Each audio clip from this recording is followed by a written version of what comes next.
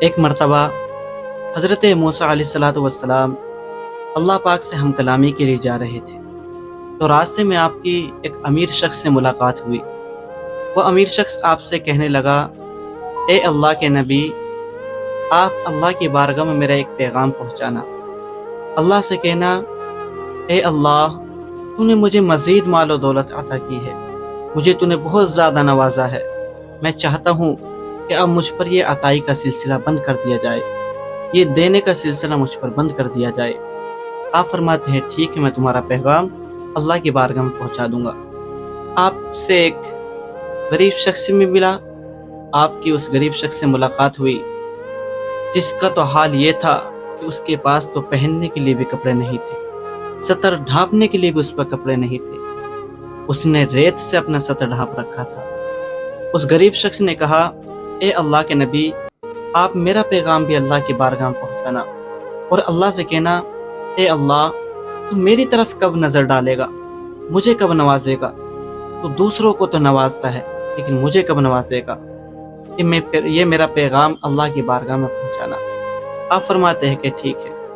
اس کے بعد جب آپ اللہ سے ہم کلامی کے لیے گئے، آپ نے اللہ پاک سے فرمایا، اے اللہ، ایک امیر شخص سے ملاقات ہوئی تھی جس کا پیغام یہ ہے، وہ چاہتا ہے کہ اس پر جو عطائی کا سلسلہ ہے، وہ کہہ رہا تھا کہ مجھے اللہ نے بہت مال و دولت دی ہے، اتنا مجھے دیا ہے کہ مجھ سے اب سنبھالا نہیں جا رہا، تو میں چاہتا ہوں کہ یہ مجھ پر عطائی کا سلسلہ بند کر دیا جائے۔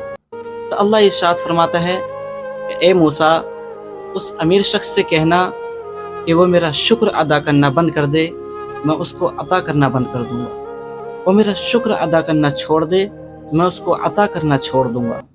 اس کے بعد آپ نے فرمایا کہ اے اللہ، ایک غریب شخص سے بھی میری ملاقات ہوئی تھی جس کا پیغام یہ تھا، وہ غریب شخص، اس کی حالت تو یہ تھی کہ اس کے پاس تو سطر ڈھانپنے کے لیے بھی کپڑے نہیں تھے، اس نے ریت سے اپنا سطر ڈھانپ رکھا تھا۔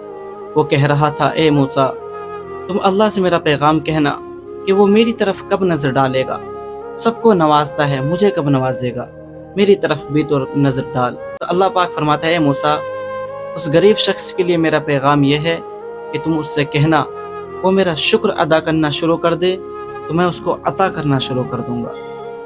آپ جب ہم کلامی کے بعد آئے تو آپ کی اس امیر شخص سے ملاقات ہوئی۔ اس امیر شخص نے کہا کہ کیا میرا پیغام اللہ کی بارگاہ میں پہنچایا تھا؟ آپ نے فرمایا، جی بالکل پہنچایا تھا۔ تو اس امیر شخص نے کہا، تو پھر کیا حکم ہے میرے لیے؟ آپ فرماتے ہیں کہ اللہ نے تمہارے لیے حکم دیا ہے کہ تم اس کا شکر ادا کرنا چھوڑ دو، وہ تمہیں عطا کرنا چھوڑ دے گا۔ تو وہ امیر شخص کہتا ہے، اے موسیٰ، میں اس کا شکر ادا کرنا کیسے چھوڑ دوں؟ آج میں جو ہوں سب اسی کی بدولت تو ہوں، اور جب میرے پاس کچھ بھی نہیں تھا تب بھی شکر کی دولت تھی، میں ہرگز اس کا شکر ادا نہیں کرنا چھوڑ سکتا۔ تو حضرت موسیٰ علیہ السلام کہتے ہیں کہ اگر تم شکر ادا کرنا نہیں چھوڑ سکتے تو وہ تم کو عطا کرنا نہیں چھوڑے گا، اگر تم شکر ادا کرنا چھوڑ دو گے تو وہ تم کو عطا کرنا چھوڑ دے گا، اگر نہیں چھوڑو گے تو وہ تم کو عطا کرنا نہیں چھوڑے گا، وہ تم کو عطا کرتا رہے گا۔ اس کے بعد آپ کی ملاقات اس غریب شخص سے بھی ہوئی جس کے پاس تو پہننے کے لیے بھی کپڑے نہیں تھے۔ اس غریب شخص نے کہا کہ اے موسیٰ، میرے لیے کیا حکم آیا ہے؟ تو حضرت موسیٰ علیہ السلام کہتے ہیں کہ تمہارے لیے اللہ نے حکم دیا ہے کہ تم اللہ کا شکر ادا کرنا شروع کر دو، وہ تم کو عطا کرنا شروع کر دے گا۔ تو وہ غریب شخص کہتا ہے، اے موسیٰ، میں کس بات پر اللہ کا شکر ادا کروں؟ آخر اس نے مجھ کو دیا ہی کیا ہے؟ میرے پاس تو سطر ڈھانپنے کے لیے بھی کپڑے نہیں ہیں، میرے پاس تو کچھ بھی نہیں ہے، میں کس بات پر رب کا شکر ادا کروں؟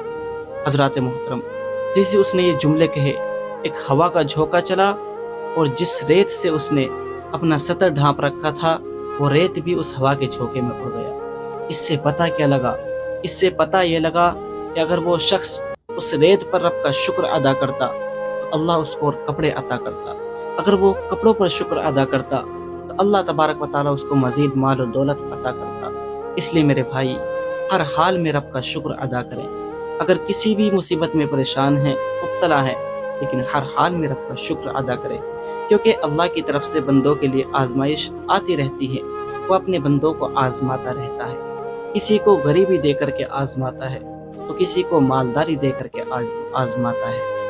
ہمیں ہر حال میں رب کا شکر ادا کرنا چاہیے اور ہر مصیبت پہ صبر کرنا چاہیے۔ ان اللہ مع الصابرین، بے شک